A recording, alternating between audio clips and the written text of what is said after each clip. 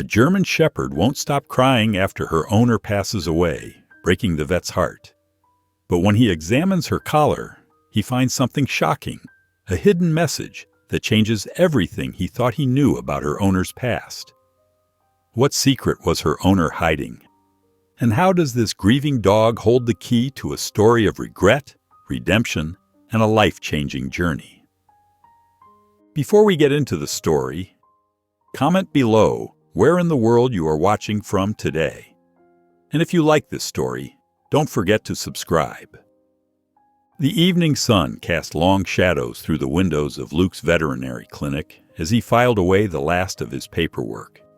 His day had been busy with routine checkups and vaccinations, and he was looking forward to heading home. The phone's sharp ring cut through the quiet.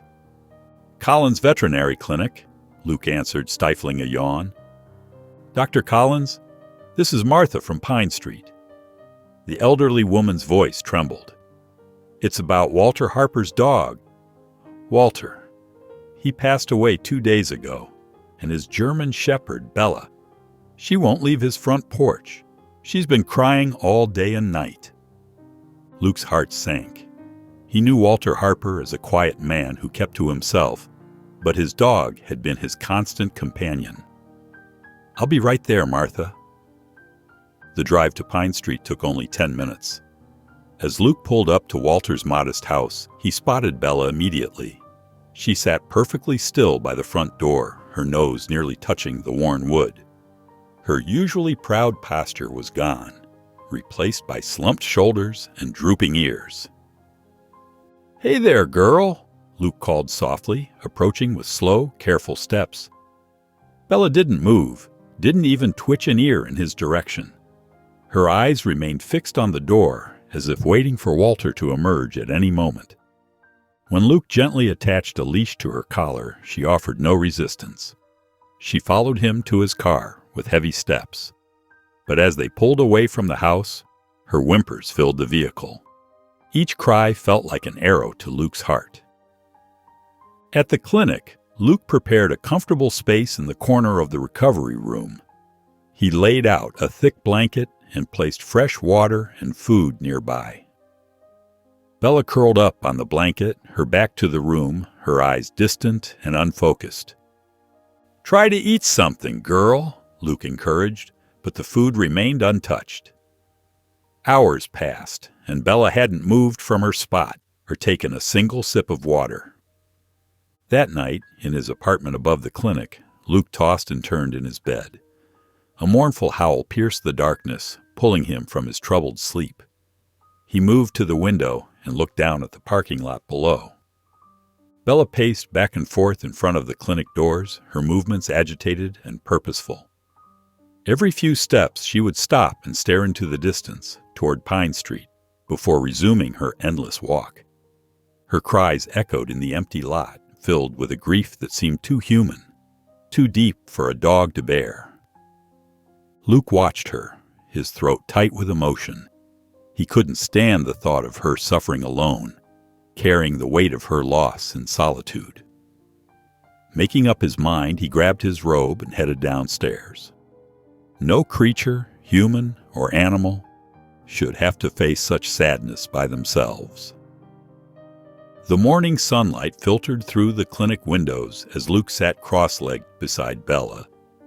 She hadn't touched her breakfast, and her eyes remained fixed on the front door, occasionally blinking but never wavering from their vigil. Luke's gentle hand stroked her fur, feeling the tension in her muscles and the slight tremor that ran through her body whenever a car passed by outside.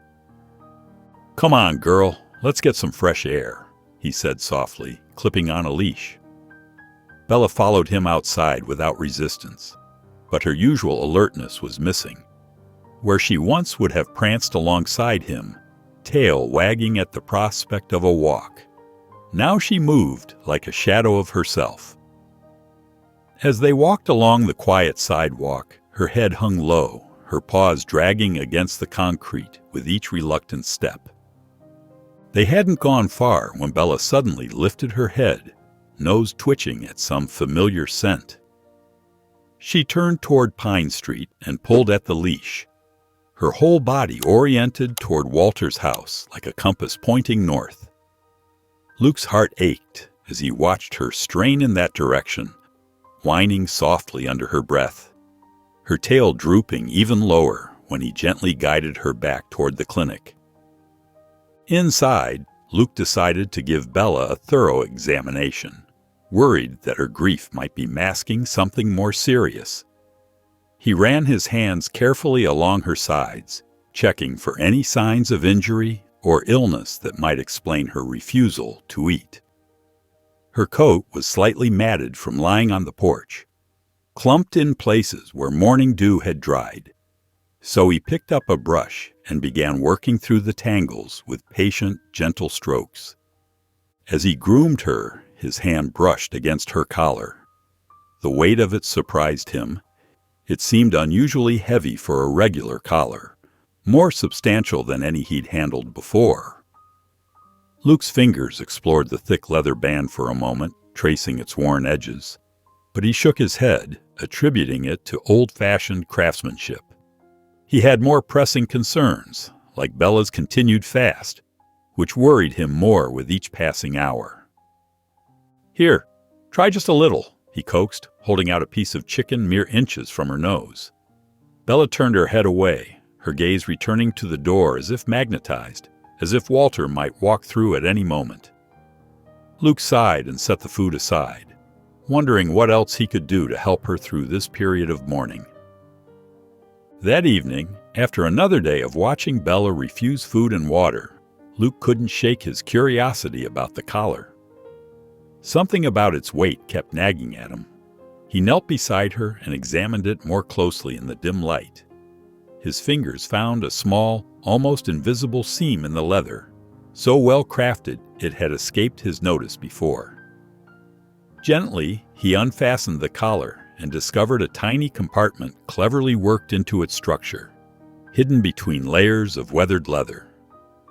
Inside, he found two items: a small, tarnished key that gleamed dully in the fading light, its brass surface worn smooth from years of waiting, and a carefully folded piece of paper, yellowed at the edges. Luke's hands trembled slightly as he unfolded the note, careful not to tear the delicate paper. The writing was faint but clear, written in an unsteady hand. "Eric, please forgive me." Below these words was an address, written in the same shaky hand, like a final plea reaching out from beyond. Luke stared at the note, then at Bella, who watched him with tired eyes that seemed to hold secrets of their own.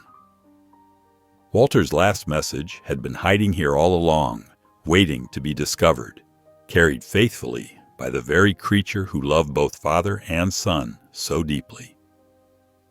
The next morning's pale light barely touched the horizon when Luke checked on Bella. She lay curled in the corner of her kennel, her untouched food bowl a silent testament to her grief. Her eyes, usually bright and alert, seemed dulled by an inner pain that no medicine could heal. "I'll figure this out, girl," Luke promised softly, kneeling beside her. He reached through the kennel bars to stroke her head. "There's more to Walter's story, and I'm going to find out what it is." Bella's tail thumped once against the floor. A tiny response, but enough to give Luke hope. At the library, the morning quiet was broken only by the soft hum of computers and the shuffle of papers. Luke scrolled through years of local records, piecing together fragments of Walter's life. News articles, property records, and town council minutes painted a picture of a man who'd lived alone for decades. But it wasn't until Luke found an old high school newsletter that the puzzle pieces started fitting together. There, in a grainy photograph from 20 years ago, stood a younger Walter beside a teenage boy at a science fair. The caption read, "Walter Harper and son Eric take first place." Luke leaned closer to the screen, his heart racing. More searches revealed that Eric had left town shortly after graduating high school. The local paper had mentioned a family dispute, but details were scarce. The afternoon sun cast long shadows across the cracked pavement as Luke pulled up to the address from the note. The garage stood at the edge of town, its weathered sign reading Harper's Auto Repair in faded letters. The building's metal siding was rusted in places, but the sounds of work echoed from within. Luke stepped through the wide entrance, blinking as his eyes adjusted to the dimmer light. The sharp scent of oil and metal filled the air. A man bent over the engine of an old Chevy, his movements precise and practiced. He was in his early 40s, with dark hair and grease-stained hands that spoke of years of mechanical work. "Excuse me," Luke called out. "I'm looking for Eric Harper." The man straightened slowly, wiping his hands on a rag. "That's me," he said, his voice carrying a hint of wariness. "I'm Luke Collins, the local vet." Luke took a careful step forward. "I'm here about Walter Harper." The change was immediate. Eric's shoulders stiffened, his jaw clenching as if Luke had struck him. The rag in his hands twisted tight between his fingers. "Walter's dead," he said flatly. "Nothing else to discuss." "I know, but there's something you should—" "We're done here." Eric turned his back, his movements sharp with anger. "Whatever it is, I'm not interested. Show yourself out." The dismissal hung heavy in the air, as cold and final as a slammed door. Luke stood his ground, reaching into his pocket, his heart pounding with the weight of what he was about to share. "Before I go, there's something you need to see." He pulled out the worn collar, its leather cracked and softened with age, along with the small brass key and the folded note yellowed at the edges. "These belong to Walter. They were hidden in his dog's collar all this time." Eric's back remained turned, but his shoulders tensed visibly at the mention of the items, muscles bunching beneath his worn workshirt. Luke placed them carefully on the workbench beside him, the metal key making a soft ping against the wooden surface. "Found them yesterday," Luke continued, his voice gentle but firm, hoping his tone would bridge the growing silence between them. "The note's addressed to you." Eric's hand stilled on the engine, grease-stained fingers frozen mid-motion. Slowly he turned and glanced at the items, his eyes drawn like magnets to the collection. His gaze fixed on the key, and something flickered across his face. Recognition? Maybe even pain, before his expression hardened again, like cement setting. "That key," Eric said quietly, almost to himself, his voice rough with memory. His fingers twitched at his sides, but he didn't reach for it as if the metal might burn him. "I know what it's for." "Will you tell me?" Luke asked, careful to keep his voice neutral. Eric's jaw clenched, a muscle jumping beneath his skin. "No." He wiped his hands again on the shop rag, though they were already clean, the motion mechanical and nervous. "Look, I don't care about his last-minute apologies. 20 years too late for that. There might be more to it than—" "There isn't." Eric's voice cut through the air like steel on stone. "Whatever guilt made him write that note, it doesn't change anything. I'm not going back there." Luke nodded slowly, understanding that pushing harder would only make Eric retreat further into a shell of protective anger. "I'll leave these with you," he said, gesturing to the items on the workbench. "Just think about what they might mean. Whatever happened between you two, he wanted you to have these." Eric didn't respond, just turned back to the engine with deliberate focus, his silence a clear dismissal that echoed through the garage. The drive back to the clinic felt longer than before, each mile stretching endlessly ahead. Luke gripped the steering wheel until his knuckles whitened, doubt gnawing at him like a persistent ache. Had he done the right thing, leaving those items with Eric? Should he have tried harder to explain about Bella, about how she was grieving just as deeply as her owner's son? The afternoon sun cast long shadows across the clinic's parking lot as he pulled in, the light painting everything in shades of amber and gold. Through the front window, he He could see Bella waiting by the door, her form a patient sentinel. Her ears perked up briefly at the sound of his car, but quickly drooped again, hope giving way to disappointment. When he stepped inside, she let out a soft, mournful whimper that tugged at his heart like a physical thing. "I know, girl," he said softly, kneeling beside her and letting his hand rest gently on her head. "I'm not giving up yet. Not on you, and not on Eric either." The morning sun filtered through the clinic windows, casting weak shadows across the floor where Bella lay curled up in her corner. Luke's heart sank as he watched her.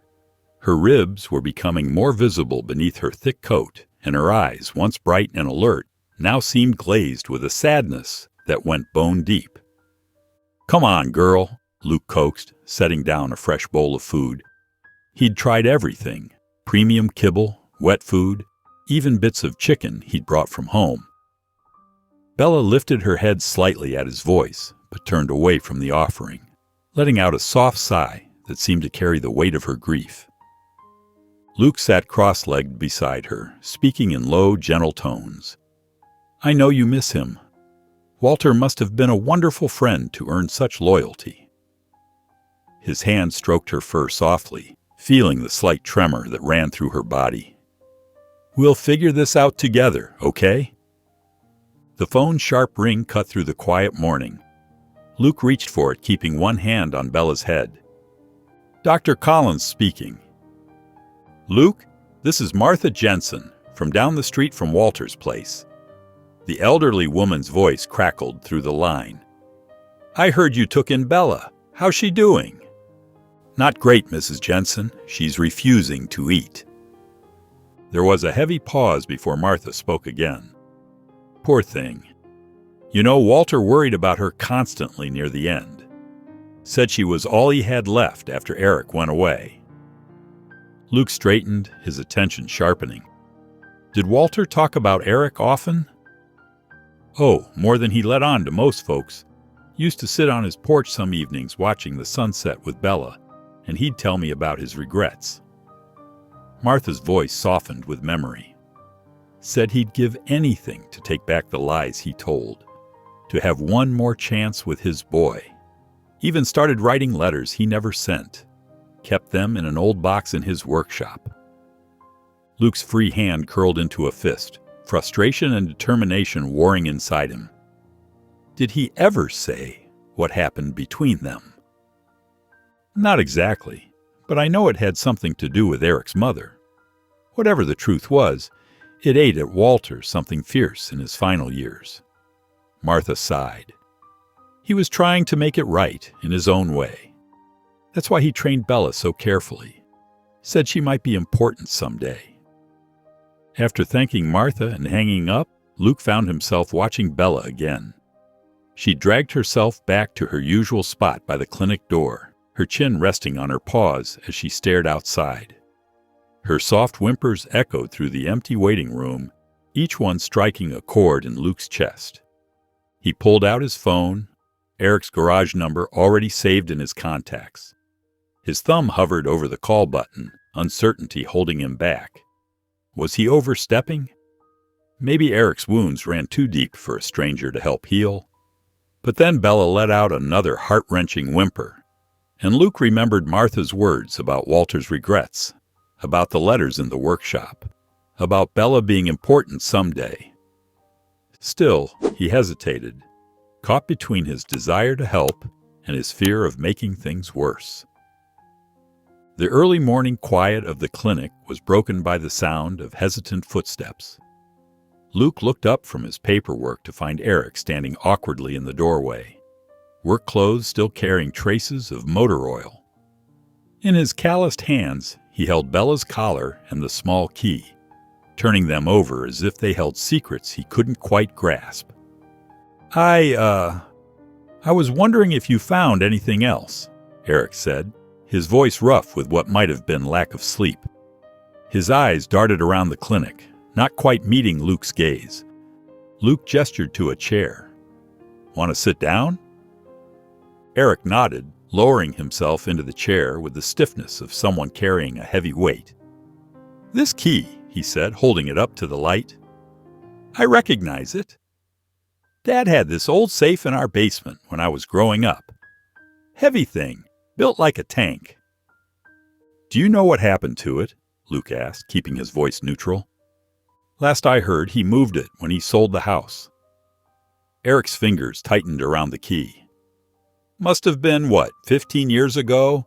He downsized to that smaller place after..." He trailed off, swallowing hard. "After I left." Luke leaned forward slightly. "Any idea where he might have taken it?" "Yeah, actually."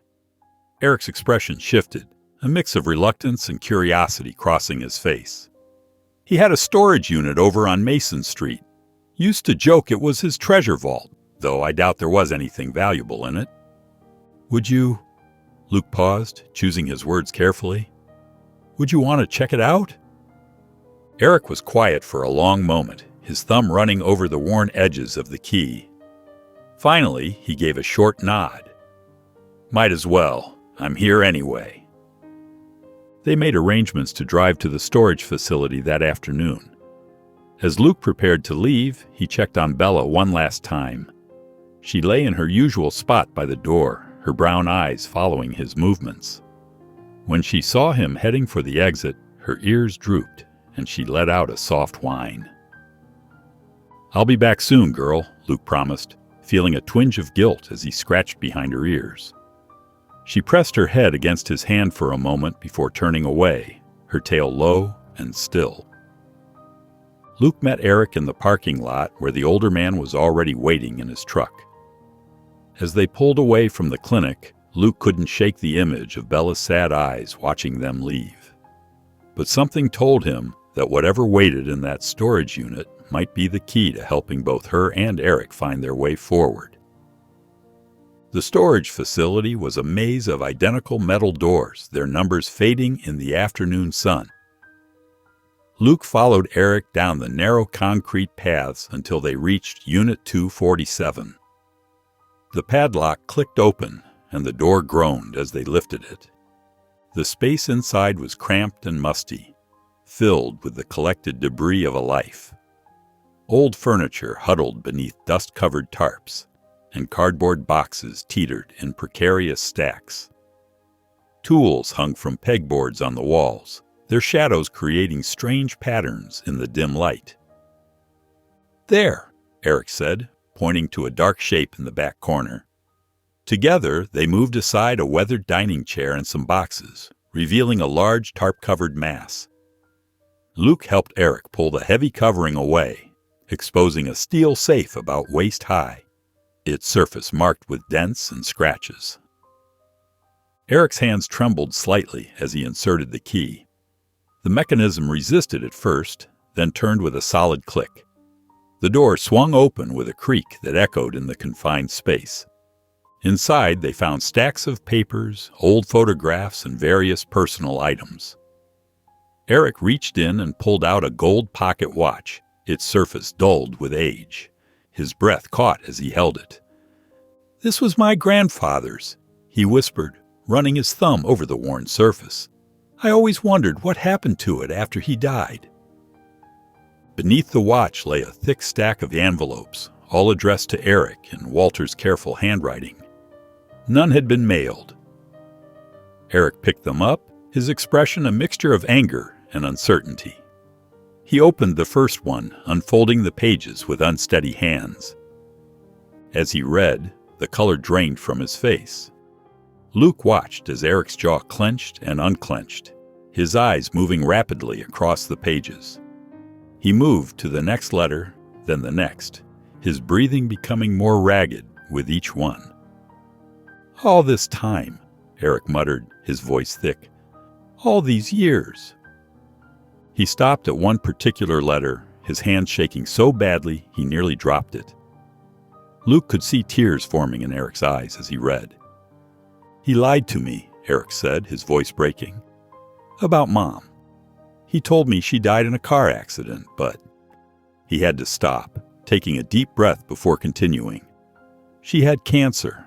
She made him promise not to tell me.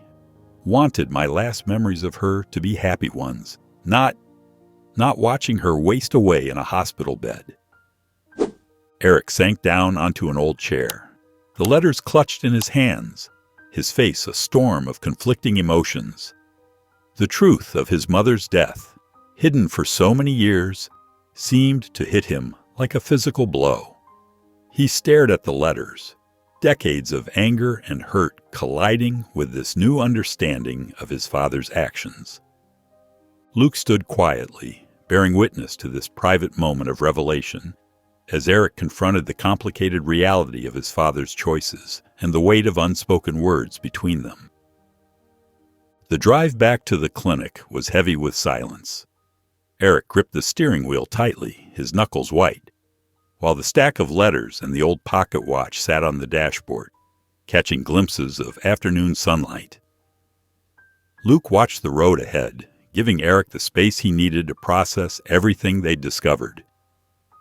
When they pulled into the clinic parking lot, Bella's ears perked up at the sound of the car. She stood at the window, her tail giving a hesitant wag as she recognized Eric. But when he walked through the door without even glancing her way, she retreated under a nearby examination table, her eyes following his movements. "This is your fault!" Eric suddenly snapped at Luke, his voice raw with emotion. "I was fine before you showed up with that key. I didn't need to know any of this." Luke stepped forward, hands raised in a calming gesture. "Eric, your father was trying to make things right." "Make things right?" Eric's laugh was bitter. "He lied to me for years, and now I'm supposed to what?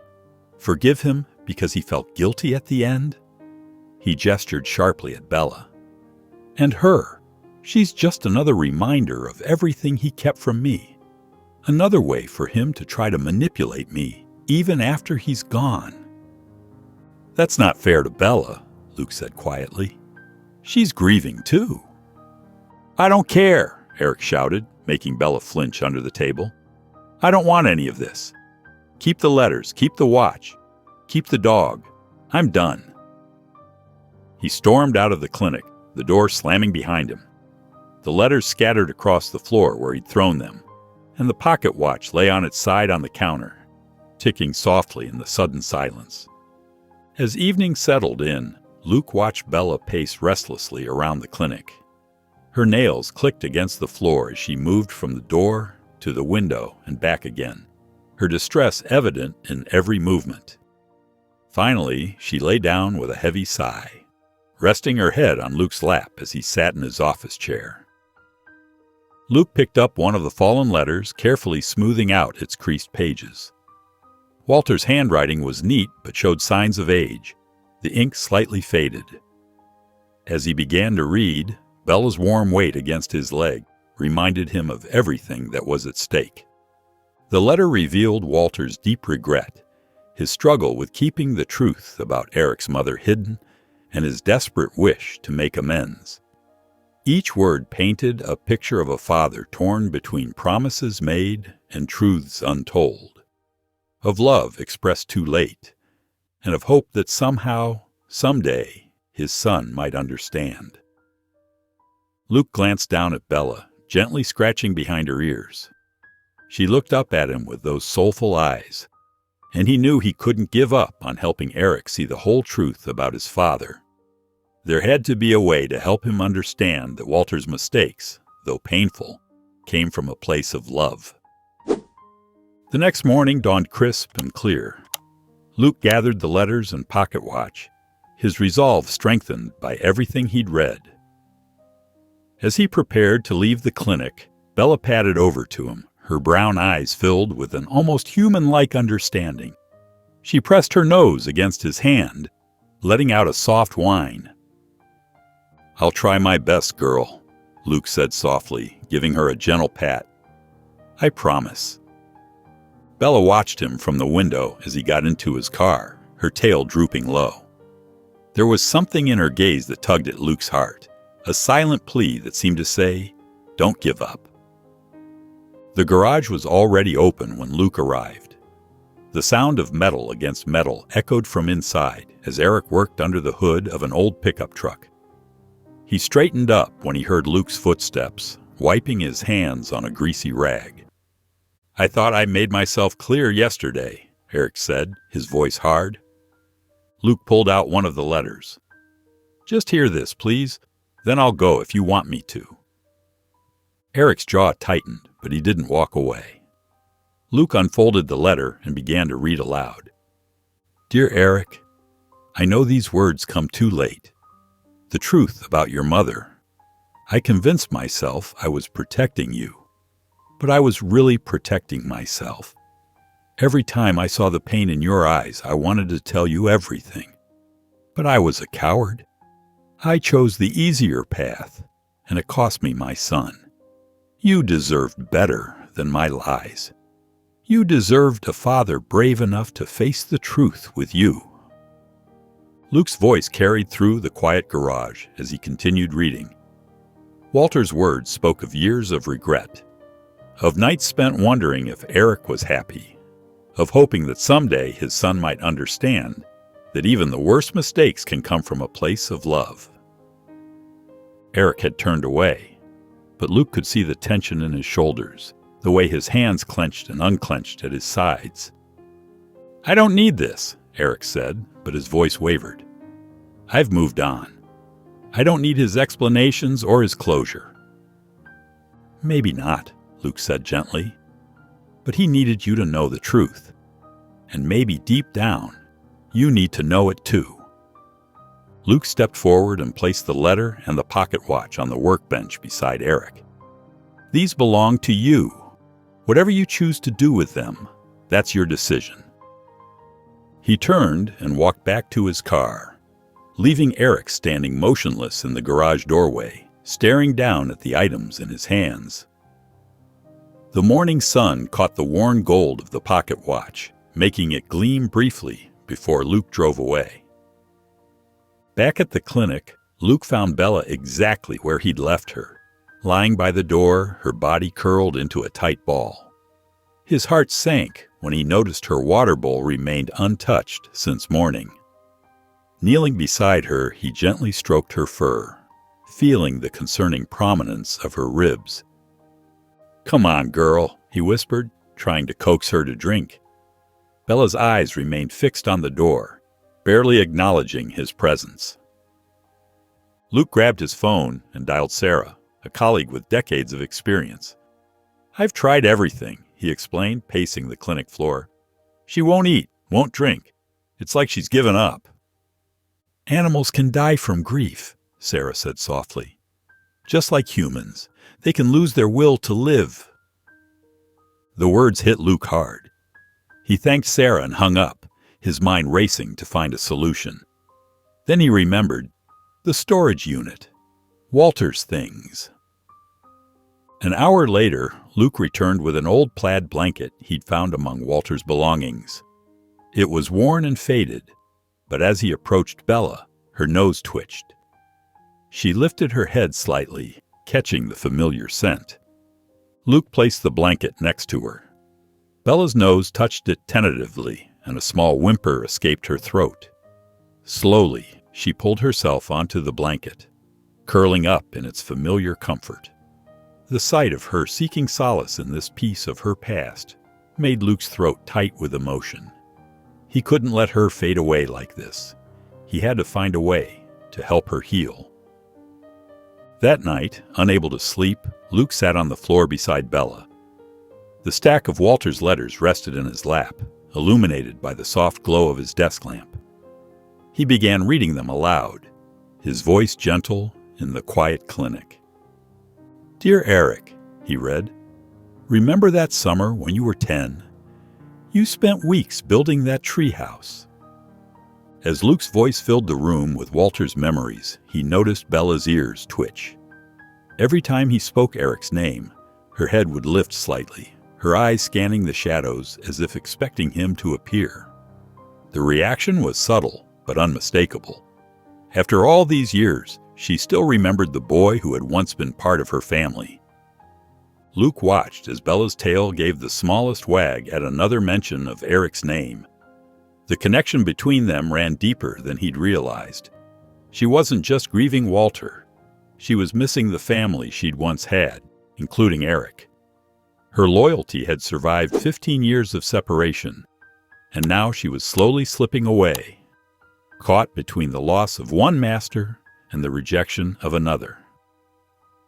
The morning sun had barely crept over the horizon when the clinic's door chimed. Luke looked up from his paperwork to find Eric standing awkwardly in the doorway, the old pocket watch clutched tightly in his hand. His shoulders were tense, his expression uncertain. From her spot by the window, Bella's head shot up. Her tail, which had been lifeless for days, began to wag tentatively. She rose on shaky legs, her eyes fixed on Eric. Eric shifted his weight from one foot to the other, clearly uncomfortable. I couldn't sleep last night," he mumbled, his eyes darting between Luke and Bella. Bella took a hesitant step forward, her tail now wagging with more enthusiasm. Eric's stern expression softened as he watched her approach. After what seemed like an eternity, he slowly knelt down. Bella didn't hesitate. She pressed her nose against his hand, then nuzzled into his chest, whimpering softly. Luke watched as Eric's hand trembled slightly before settling on Bella's head. The tough exterior he'd maintained began to crack. "I kept reading those letters," Eric said, his voice rough with emotion. "Over and over. Dad wrote about how sorry he was for lying about Mom, how he thought he was protecting me." He scratched behind Bella's ears just like he used to years ago. "I'm still angry, but I feel guilty too. Maybe if I'd stayed, tried to understand." "Healing takes time," Luke said gently. "You don't have to figure everything out right now. Maybe start small. Spend some time with Bella. She's missed you." Eric nodded slowly, looking down at the dog who hadn't left his side. "She was just a puppy when I left. Dad got her right after—" He swallowed hard. "After Mom." Luke grabbed a tennis ball from his desk. "Why don't you take her outside for a bit? The exercise would do her good." In the clinic's fenced yard, Eric threw the ball tentatively at first. Bella's response was immediate. She bounded after it with more energy than she'd shown in days. When she returned with the ball, her eyes were bright, tail wagging furiously. As they played, Eric's movements became more natural, his throws more enthusiastic. Sometimes he'd catch himself smiling when Bella did something particularly playful, like the way she'd dodge left before darting right to catch the ball.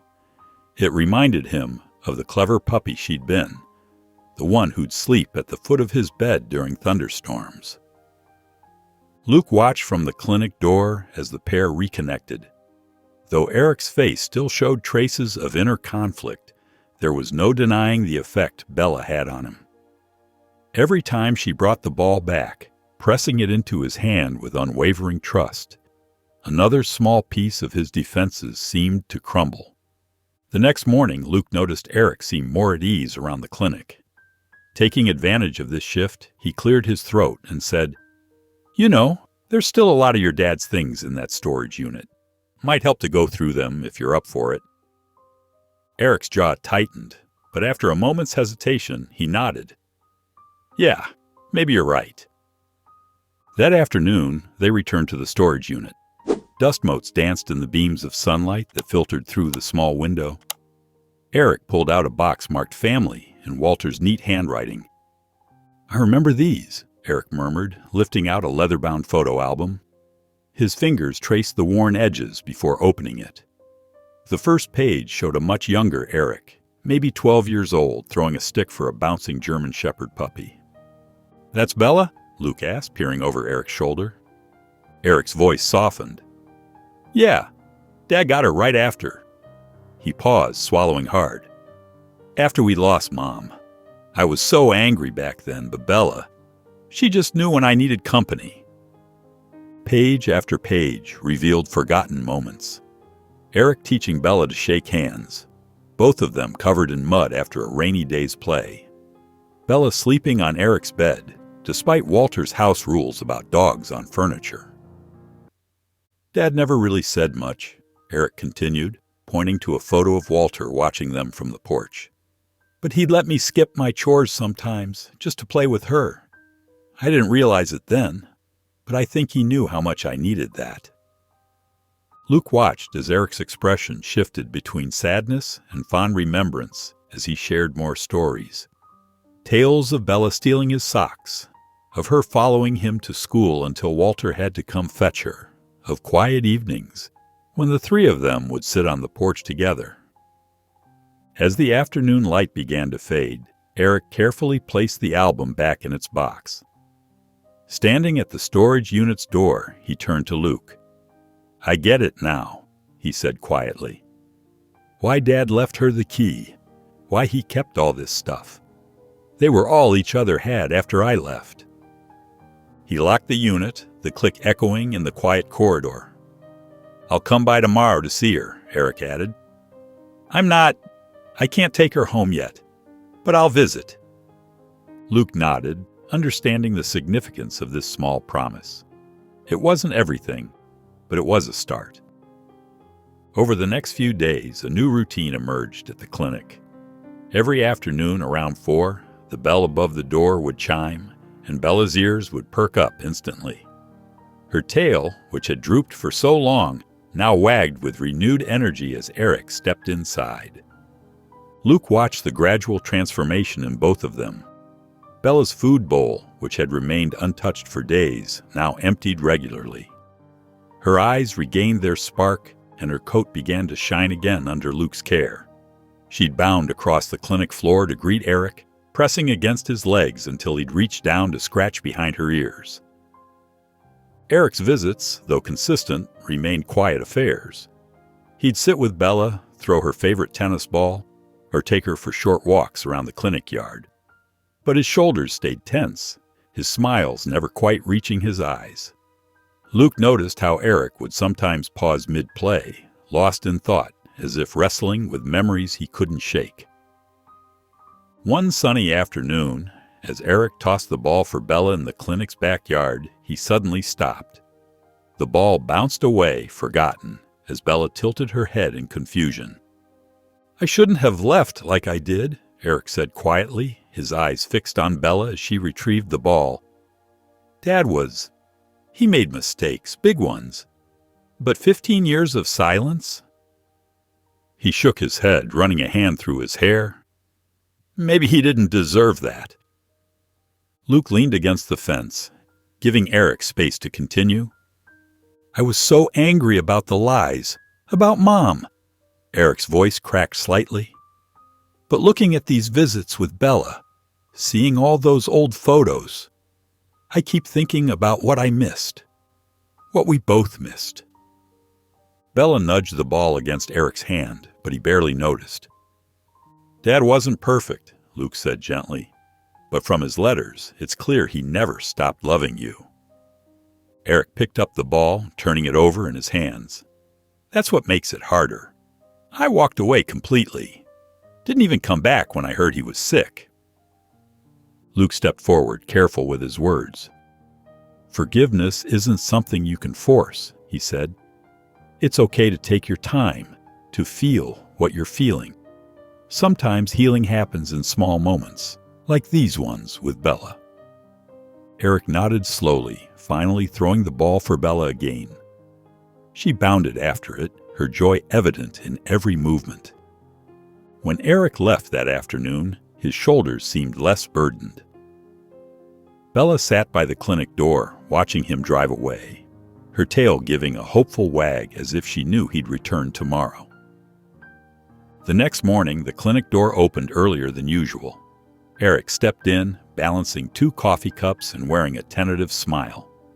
Luke looked up from his paperwork, surprised by the thoughtful gesture. "Figured you could use this," Eric said, placing one of the cups on Luke's desk. "It's the least I can do after everything." Bella trotted over, her tail sweeping back and forth as Eric knelt to greet her. He pulled a brush from his jacket pocket and settled cross-legged on the floor. As he began grooming Bella's coat, his movements were gentle, practiced.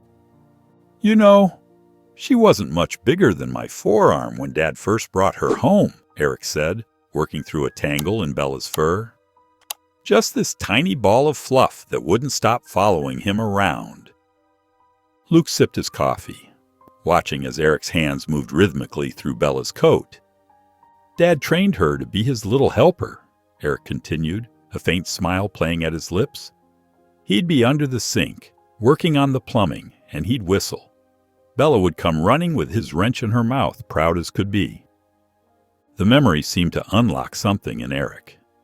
His brushing slowed, and his expression grew distant. "That last day before I left," he began, his voice tight, "we weren't just fighting about Mom's death. Though finding out he'd lied about that for years was bad enough." Bella shifted closer to Eric, pressing against his knee as if sensing his distress. "It was everything else, too. Nothing I did was ever good enough for him." Eric's hand stilled on the brush. "I wanted to go to art school, but he insisted I learn the family business. When I suggested modernizing the garage's operations, he shot down every idea. It was like—" Eric swallowed hard. "Like I was just one more disappointment in his life." Luke set down his coffee, listening intently as Eric continued to unravel years of hurt. "The funny thing is," Eric said, his voice rough with emotion, "reading those letters now, hearing how proud he actually was, I don't know what hurts more, believing he never cared, or realizing he did, and we wasted all those years." As Eric fell silent, lost in his thoughts, Bella lifted her paw and placed it gently on his lap. The simple gesture caught him off guard. He stared at her paw, then into her warm brown eyes that held no judgment, only unconditional love. Tears welled up in Eric's eyes as he wrapped his arms around Bella, burying his face in her fur. "I'm sorry, girl," he whispered. "I won't leave you again. I promise." Luke watched Eric comforting Bella and saw an opportunity. "You know," he said carefully, "I could use some help around here. Nothing complicated, just cleaning, feeding, basic stuff." Eric lifted his head, wiping his eyes with the back of his hand. "I don't know anything about veterinary work." "You don't need to.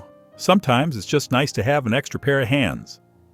Luke gestured at the various cages and enclosures.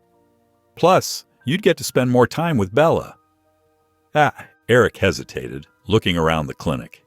His eyes lingered on Bella, who wagged her tail hopefully. "I guess I could try. My garage work is pretty flexible these days." Over the next few days, Eric settled into a routine at the clinic. He started with simple tasks, refilling water bowls, sweeping floors, and cleaning cages. But something unexpected happened as he worked. The animals began responding to him. There was a 3-legged cat named Mittens who usually hissed at everyone except Luke. By the 3rd day, she was rubbing against Eric's legs while he cleaned. A rescued parrot named Charlie, who rarely made a sound, started mimicking Eric's whistling. Luke noticed these changes and used quiet moments between tasks to talk about Walter's letters. "Your dad mentioned in one letter how good you were with animals as a kid," he said casually, while they restocked supplies. Eric nodded, scratching Mittens behind her ears. "Yeah, we used to have quite a few pets before." He trailed off, but his expression was softer than usual. Later that afternoon, Eric was organizing the supply room when something caught his eye. Tucked behind some old boxes was a familiar silver whistle, the same type Walter had used to train Bella. His hands trembled slightly as he picked it up. Memories flooded back. Summer afternoons watching Walter work with Bella in the backyard. The proud smile on his father's face when Bella mastered a new command. The way Walter would praise her with gentle words and treats. Eric slipped the whistle into his pocket, not quite ready to examine why he wanted to keep it, but unable to leave it behind. The evening sun cast long shadows through the clinic windows as Eric let himself in with the spare key Luke had given him. Bella's tail started wagging the moment she saw him, and she trotted over, pressing her nose against his hand. Eric pulled the whistle from his pocket, turning it over in his fingers. "I wonder if you remember," he whispered. The silver surface caught the fading light, bringing back memories of countless training sessions in their backyard.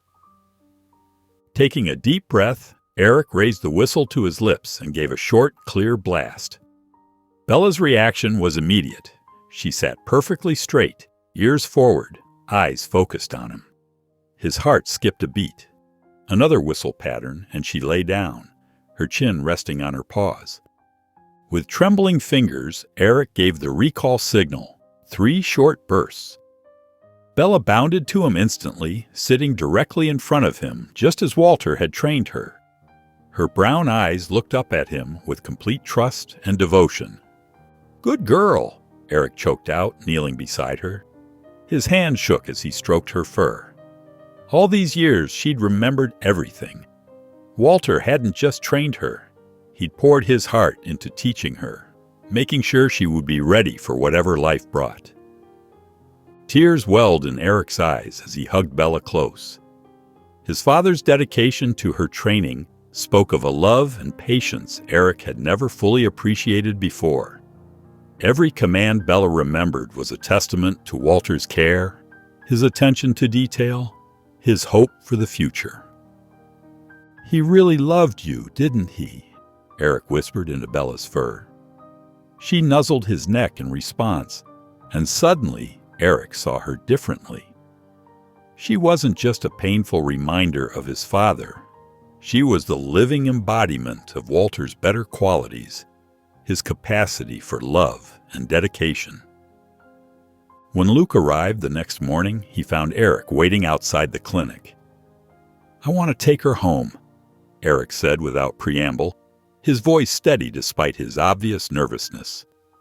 "Maybe just for a while at first, to see how it goes." Luke's face broke into a warm smile. "I think that's a great idea. Let me help you get everything set up." "I'm not sure I'm ready for this," Eric admitted as they gathered supplies, food, bowls, a bed. "But she deserves a real home, not just a clinic corner." Eric pulled into his driveway, glancing at Bella in the passenger seat. She sat upright, alert, her nose twitching at the familiar scents wafting through the cracked window. The small house wasn't much, just a rental he'd been living in since moving back to town.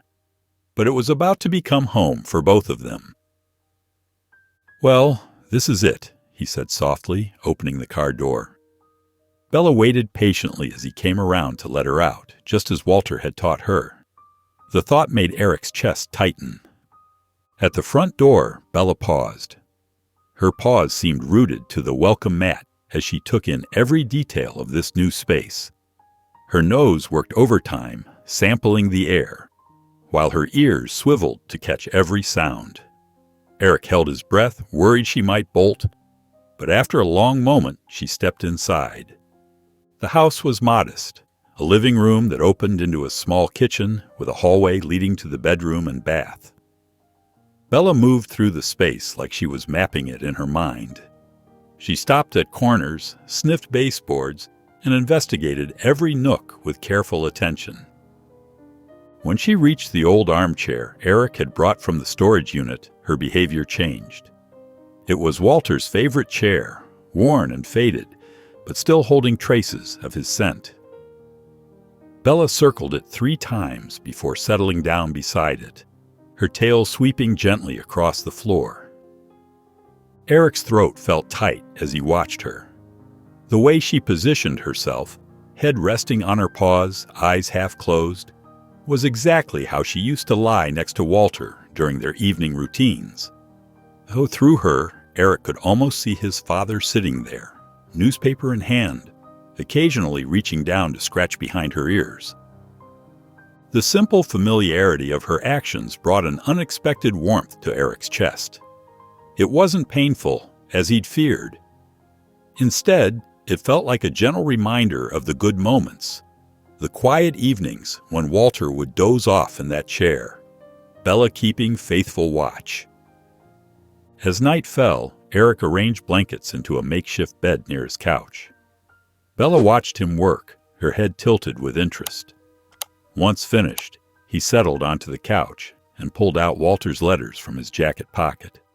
The pages were starting to show wear from frequent handling, the creases deepening with each reading. Under the soft lamplight, Eric began to read again. The words that had first sparked anger now revealed layers he hadn't noticed before. Between lines about regret and missed opportunities, he found glimpses of the father he'd known before their relationship soured, the man who taught him to fix engines, who praised his first solo repair job, who kept every report card even after Eric left. Bella's gentle breathing provided a rhythm to his reading. She hadn't moved to the bed he'd made, choosing instead to stay by Walter's chair. Eric found himself grateful for her stubborn loyalty, her unwavering connection to both past and present. Maybe she knew something he was just beginning to understand, that forgiveness didn't mean forgetting, but finding a way to hold both the hurt and the love together. Over the next week, Eric settled into a new routine with Bella. Each morning, they walked the quiet streets as the sun painted the sky in soft pinks and oranges. Bella trotted beside him, her steps lighter than when she'd first arrived, her tail held high with renewed purpose. In the kitchen, Eric found himself talking to her as he prepared her meals, mixing the special diet Luke had recommended to help her regain her strength. "Just like Dad used to make, huh?" he'd say, watching her tail wag at the mention of Walter. The whistle hung around his neck now, a constant reminder of the connection between past and present. During their training sessions in the backyard, Eric discovered that Bella remembered every command Walter had taught her. She responded instantly to each whistle signal. 1 blast for sit, 2 for stay, 3 for come. Her eyes would lock onto his, eager and attentive, just as they had done with Walter years ago. One afternoon, while organizing the garage, Eric's hand brushed against something tucked behind old paint cans. He pulled out a dust-covered wooden box containing an unfinished birdhouse. The sight of it stopped him in his tracks. He remembered that Saturday morning clearly. He and Walter had started building it together, planning to hang it in the maple tree out back. The argument that drove them apart happened before they could finish it. Eric ran his fingers over the rough edges of the half-completed project. The wood still held pencil marks in Walter's precise handwriting, measurements and notes about the angle of the roof. Bella sat beside him, her head tilted curiously as he examined each piece. "What do you think, girl?" Eric asked, his voice thick with emotion. "Should we finish what we started?" That evening, Eric set up his workbench in the garage. He laid out Walter's old tools, the same ones Bella used to fetch as a puppy, and studied the original plans they'd drawn together. Working slowly, deliberately, he began to shape the remaining pieces.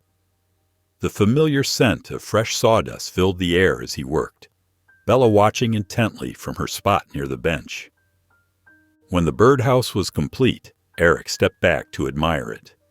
The design was simple but solid, just as Walter would have wanted it. He'd matched the original stain perfectly, making it impossible to tell which parts he'd finished and which were from that long-ago Saturday morning. The next day, Eric carried the birdhouse to the backyard, Bella following close behind.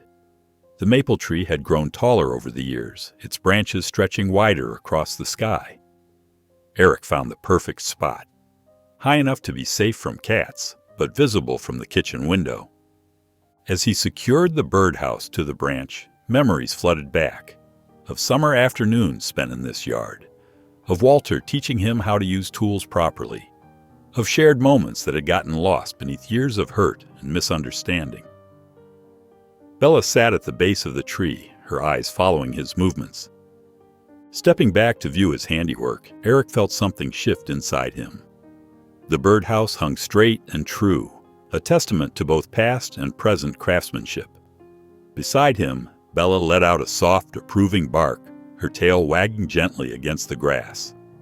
For the first time since returning home, Eric felt truly at peace with his father's memory. Luke pulled up to Eric's house early one morning, curious to see how Bella was adjusting to her new home. As he stepped out of his car, he heard Happy barking from the backyard. Following the sound, he found Eric and Bella engaged in an energetic game of fetch. "Well, this is quite a change," Luke said, smiling at the sight of Bella's wagging tail and bright eyes. Eric caught the tennis ball Bella dropped at his feet and turned to Luke. "I can hardly believe it myself. She's like a different dog." He patted Bella's head as she nudged his hand. "Thank you, Luke. If you hadn't been so stubborn about getting through to me." "Just doing my job," Luke replied. But Eric shook his head. "No, it was more than that. You helped me see what Dad was trying to tell me through those letters." Eric's voice grew thoughtful. "Actually, I've been thinking about ways to honor his memory." "What did you have in mind?" "I want to give back. Maybe help at the clinic," Eric suggested. "And I've got Dad's whole workshop of tools just sitting there. There's this youth program at the community center that teaches kids basic carpentry skills. Seems right to pass those tools on to someone who'll use them." Luke watched as Eric gathered Walter's woodworking tools, carefully wrapping each one before loading them into his truck. The pride in Eric's eyes as he explained each tool's purpose reminded Luke of the stories Walter's neighbor had shared about teaching Eric as a boy. At the clinic later that week, Eric quickly proved himself valuable. He had a natural way with the animals, especially the scared ones. Luke noticed how he'd sit quietly with nervous dogs, speaking to them in low, gentle tones, until they relaxed, just as he'd done with Bella. The community adoption event brought families from all over town to the clinic. Children gathered in the play area where Bella showed off her training skills. She responded perfectly to Eric's whistle commands, drawing impressed gasps from the kids. "Can we try?" a little girl asked, her eyes wide with wonder. Eric knelt beside her, showing her how to give Bella simple hand signals. "She's a special dog," he explained. "My dad trained her, and now she's helping me remember all the good things about him." Luke watched from across the room as Bella gently played with the children, her tail wagging constantly. Eric stood nearby, beaming with pride at how far they'd both come from those first difficult days of grief and resistance. The evening sun cast long shadows through Eric's living room as he sat cross-legged on the floor, surrounded by boxes from Walter's storage unit. His hands brushed against something leather-bound and thick. Pulling it out, he discovered a worn scrapbook he'd never seen before. Bella curled up next to him as he opened the cover.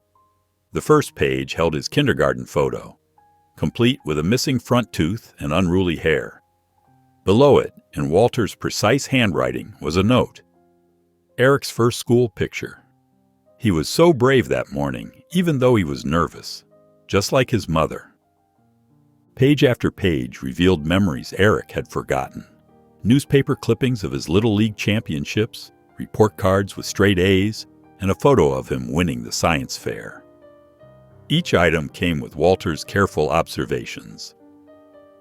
"Eric fixed Mrs. Johnson's car today. 15 years old and already a better mechanic than me. Couldn't be prouder." Eric's throat tightened. All those years, he'd thought his father hadn't noticed or cared. But here was proof of Walter's pride, documented in quiet moments Eric never knew about. The next morning, Eric invited Luke over, needing to share his discovery. They sat at the kitchen table while Bella dozed nearby, the scrapbook open between them. "I was so wrong about him," Eric said, his voice rough with emotion. "He kept everything, every single achievement, every small moment." He turned to a page showing himself at high school graduation. I didn't even know he was there. We weren't speaking by then, but he came anyway. Luke listened as Eric pointed out different photos, sharing memories that now carried new meaning. I wish I'd known, Eric continued. All that time wasted being angry when we could have... He trailed off, absently scratching Bella's ears. Later that afternoon, Eric carefully removed several photos from the scrapbook. He selected simple wooden frames, similar to ones Walter used to make in his workshop. Each frame held a different moment. Eric's first bicycle ride, a father-son fishing trip, the day they brought Bella home as a puppy. As Eric hung the photos on his living room wall, Bella sat quietly at his feet, her steady presence a comfort. The last photo showed Eric and Walter working together on an old Chevy, both covered in grease but smiling. It captured a moment of perfect understanding between father and son. Thank you, girl, Eric whispered to Bella, kneeling beside her. Dad knew what he was doing when he left you behind. You helped me see what was there all along. Bella leaned against his leg, her warm weight anchoring him as he gazed at the wall of memories, finally at peace, with both his father's love and his own. Eric's hands trembled slightly as he stirred his coffee, sitting across from his cousin Mark at the local diner. Sunlight streamed through the window, highlighting the nervous tension in Eric's shoulders. It had been over a decade since they'd last spoken, their own relationship a casualty of Eric's estrangement from Walter. I wasn't sure you'd come, Eric admitted, his voice soft but steady. Mark nodded, his expression open and curious. When you called, you sounded different, less angry. Eric pulled out his phone, showing Mark photos of Bella and telling him about finding the key in her collar. As he shared the story of Walter's letters and the scrapbook, his voice grew stronger, more confident. It's like Bella knew exactly what Dad was trying to do, Eric explained, showing Mark a picture of her curled up in Walter's old armchair. She helped me see things I was too stubborn to notice before. Mark leaned forward, his coffee forgotten. You know, Uncle Walter used to talk about you all the time, even after you left. He paused, then added, Mom's been asking about you, too. The whole family has. Eric's chest tightened with surprise and hope. Really? There's a family reunion next month, Mark said, pulling out his own phone. Nothing fancy, just a barbecue at Mom's place. She'd love to see you. He started scrolling through contact numbers. Actually, I bet Aunt Sarah and Uncle Jim would want to know you're back, too. The possibilities opened up before Eric, like doors unlocking one by one. Each name Mark mentioned brought back memories of family gatherings, shared holidays, and connections he'd walked away from years ago. That evening, Eric sat on his front porch, the warm spring air carrying the scent of blooming flowers. Bella lay beside him, her head heavy on his lap as he gently stroked her fur. The setting sun painted the sky in soft oranges and pinks, matching his peaceful mood. Looking down at Bella, Eric marveled at how one small key in a dog collar had unlocked so much more than just a safe. It had opened his heart to forgiveness, to family, to healing. Bella's tail thumped softly against the porch boards, her eyes half closed in contentment. You knew all along, didn't you, girl? Eric murmured, scratching behind her ears. That's why Dad left you behind. He knew you'd help me find my way back. Bella shifted closer, pressing against him as if in agreement. Her presence, warm and steady, reminded Eric of all the connections he'd rebuilt, and all the ones still waiting to be restored. The weight of her head on his lap felt like an anchor, keeping him grounded in this moment of peace. The spring breeze rustled through the park's maple trees as Eric and Luke set up folding chairs near Walter's favorite bench. Bella trotted between them, her tail wagging as she investigated the familiar surroundings. This was where Walter had spent countless hours teaching her tricks and sharing treats with her on Sunday afternoons. Are you sure you're ready for this? Luke asked, arranging flowers on a small table. Eric nodded, smoothing the wrinkles from the tablecloth. It feels right. Dad would have wanted this. People began arriving in small groups. Mark and his parents, Aunt Sarah with her famous apple pie, and several of Walter's old neighbors. They gathered around the bench, sharing quiet greetings and gentle hugs. Bella stayed close to Eric, her presence steady and comforting. When everyone had settled, Eric cleared his throat and pulled out one of Walter's letters. His hands shook slightly as he began to read. "Dear Eric," he started, his voice carrying across the hushed gathering. "Today I watched you graduate high school from the back row. You didn't see me there, but I couldn't have been prouder." As Eric continued reading, he shared stories between the letters, memories of fishing trips, woodworking lessons, and quiet moments that had shaped their relationship. He spoke about Walter's struggles to express his feelings, his regrets about lying, and his deep desire to make things right. "He never stopped trying to reach out," Eric explained, gesturing to the stack of unsent letters. "He just didn't know how." The gathered family members nodded in understanding, some wiping away tears. Mark's mother shared a story about Walter teaching all the neighborhood kids how to build birdhouses. Another neighbor remembered how Walter would shovel everyone's driveways during winter storms without being asked. And so Bella sat attentively through it all, her eyes fixed on Eric as he spoke. When he mentioned Walter's name, her ears would perk up, as if she recognized each story. As the sun began to set, casting long shadows across the grass, Eric took out the framed photograph of Walter. It showed him sitting on this very bench, Bella as a puppy curled up beside him, both of them smiling at the camera. Eric placed it carefully on the wooden slats, adjusting it until it caught the golden evening light. Bella approached the bench slowly, her nails clicking softly on the pavement. She stretched her neck forward, gently touching her nose to the glass of the frame. The gesture was so tender, so deliberate, that several people dabbed at their eyes. Eric knelt beside her, wrapping an arm around her shoulders as they both gazed at Walter's smiling face. In that moment, the weight of unspoken words and missed opportunities seemed to lift from his shoulders. The park, filled with family and memories, felt like exactly where they both needed to be. The morning after the memorial, Eric sat in Luke's office at the clinic, his fingers drumming thoughtfully on the desk.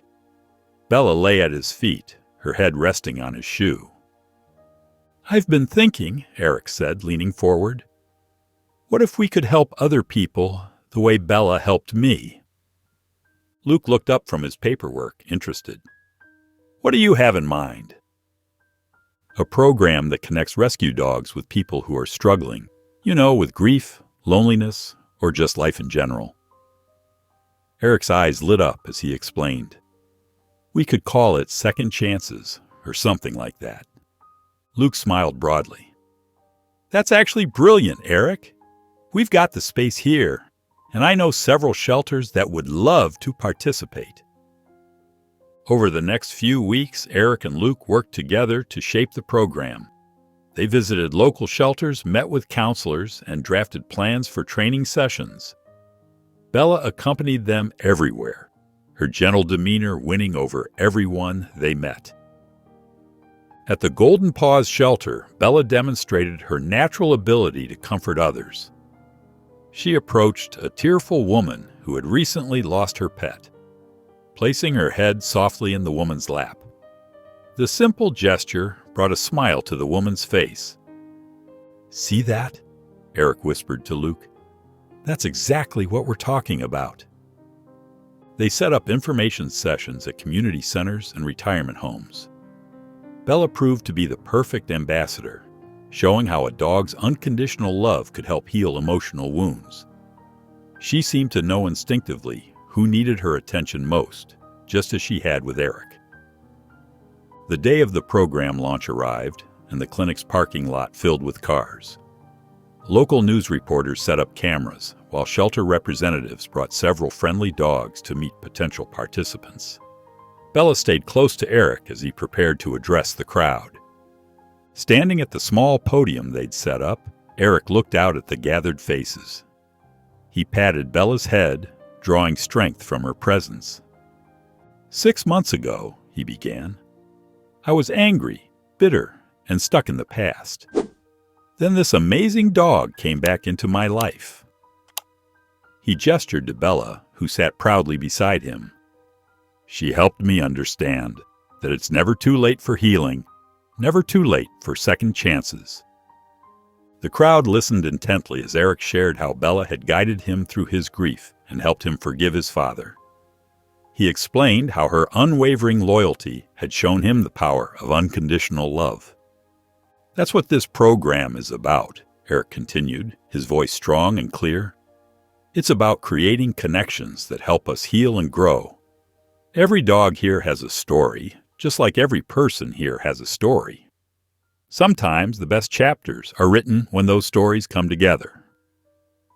The autumn evening wrapped Eric's porch in a gentle golden light. He sat in the old wooden rocking chair, surrounded by memories he'd once tried to forget, but now cherished. The scrapbook lay open on the small table beside him, its pages filled with Walter's careful collection of newspaper clippings and photographs. Next to it, the stack of letters, worn from repeated reading, rested beneath a framed photo of young Eric and Walter working on their first birdhouse together. Bella's nails clicked softly against the wooden porch as she settled at Eric's feet. Her gray muzzle showed hints of white now, but her eyes remained as bright and loving as ever. Eric gazed at the wall through the screen door, where he'd created a tribute to his father. Photographs spanning decades told their family story, including the difficult years and the happy ones. "You know, girl," Eric said softly, reaching down to scratch behind Bella's ears, "I never thought I'd have all this out in the open." He glanced at Walter's old pocket watch, now displayed prominently on a small shelf near the door. The setting sun cast long shadows across the porch, and Bella shifted to rest her head in Eric's lap. Her warmth and steady presence grounded him, just as they had throughout his journey of healing. He ran his hand along her fur, remembering all the moments she'd stood by him, during late-night readings of Walter's letters, through tears of both grief and forgiveness, and in moments of quiet reflection like this one. Eric felt a profound gratitude wash over him as he looked down at Bella. Without her, Walter's final message might have remained undelivered, his attempts at reconciliation forever lost. She had been more than just his father's dog. She had become the living bridge between father and son, carrying Walter's love across the divide Eric had created. "Come on, girl," Eric said, standing up. "Let's take our walk." Bella's tail wagged as she followed him down the porch steps. They headed toward their favorite route, the same path where Walter used to walk her years ago. The sun hung low on the horizon, painting the sky in brilliant shades of orange and pink. Their shadows stretched long and lean across the pavement, moving in perfect sync. As they walked, Eric felt the familiar sense of peace that had gradually replaced his old anger and regret. He couldn't change the years lost with his father, but Bella had shown him that love could transcend even death, offering second chances in unexpected ways. If you enjoyed the story of Bella and her incredible journey, I handpicked this next story that you will enjoy. Please don't miss this one. Click here to watch it.